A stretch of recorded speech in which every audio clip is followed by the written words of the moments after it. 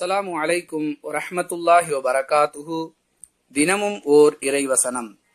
இஸ்லாத்தை ஏற்போர் நேர்வழியை தேடிக்கொண்டனர்.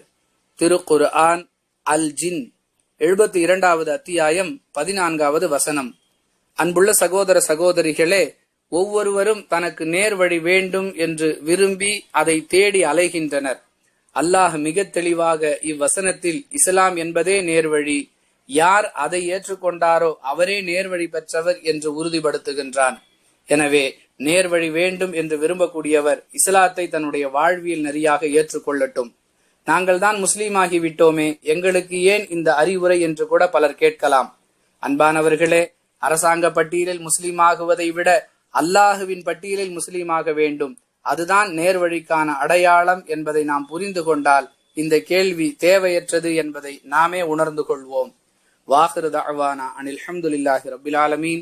அஸ்ஸலாமு அலைக்கும் வரஹ்மத்துல்லாஹி வபரகாத்துஹு.